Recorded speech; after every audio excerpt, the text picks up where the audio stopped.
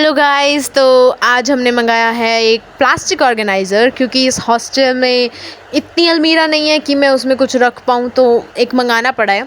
तो हम अनबॉक्सिंग करके देखते हैं कि वो कैसा निकलता है और वो मैं आपको रिव्यू देती हूँ। ये बॉक्स फाइनली आधे घंटे के बाद खुलने के बाद मैंने इसमें से ये कुछ बॉक्सेस निकाले ऑर्गेनाइज़र्स, और उसके बाद इतने स्ट्रगल के बाद उसके जो स्टैंड होता है वो निकला है। और बस एडिटिंग में नहीं दिख रहा, वरना उसको भी मैंने इतनी देर से निकाला था ना। फिर हम धीरे धीरे इनको सेपरेट करने लगे, जो कि उन्होंने बिल्कुल टाइट करके दे रखा था। तो निकालने में दिक्कत तो हुई, पर ठीक है, निकालना पड़ता है, इतना मेहनत तो हम कर ही सकते हैं यार। फिर मैंने स्टार्टिंग की इसके बिल्कुल बॉटम से ऑब्वियसली। तो इसके छोटे छोटे जो स्टैंड थे वो लगाए, और मेरी रूममेट बोलती आओ मैं तुम्हारी हेल्प करूँ। मैंने बोला नहीं, कोई बात नहीं। लेकिन फिर भी ये मांगती रही, तो शायद मैंने इसको दे ही दिए थे 1-2 बॉक्सेस कि ये सेपरेट कर दे इतने, और इतने में इनको नीचे वाले को सेट कर दूँ। लेकिन जब मैंने सेट किया था ना, तो ये नीचे वाला है ना बैलेंस नहीं हो रहा था, एक ऊपर एक नीचे ऐसे ऐसे हिल रहा था।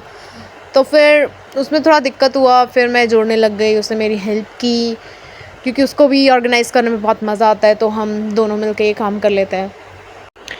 तो ये है वो शूट जहाँ बैलेंस नहीं हो रहा था इसका, ऐसे ऐसे या आगे पीछे ऊपर नीचे हो रहा था।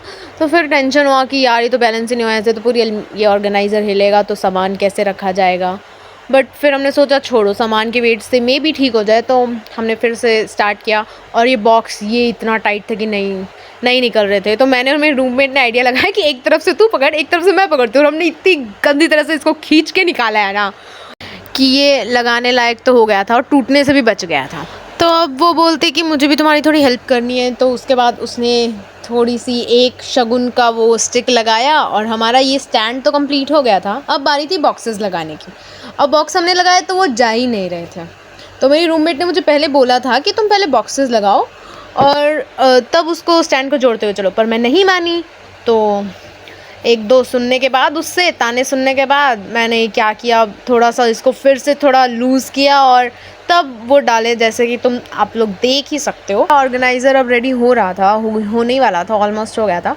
मैंने इसको फ्लिपकार्ट से मंगाया, और जब मैंने इसका फ़ोटो देखा था, रिव्यू देखा था, तो ऐसा लग रहा था बहुत बड़ा ऑर्गेनाइज़र है और कैपेसिटी भी बहुत होगी। बट जब ये आया तो ये छुटकू सा निकला। बट आई वुड प्रेफर, ठीक था, लाइक क्वालिटी इतने में इतनी आती है। प्लास्टिक ऑर्गेनाइज़र्स ऐसे ही होते हैं, काम चल जाएगा। बट अगर आप इसमें ज़्यादा सामान डालना है तो I would not recommend it. But छोटे मोटे सामान के लिए इट्स परफेक्ट।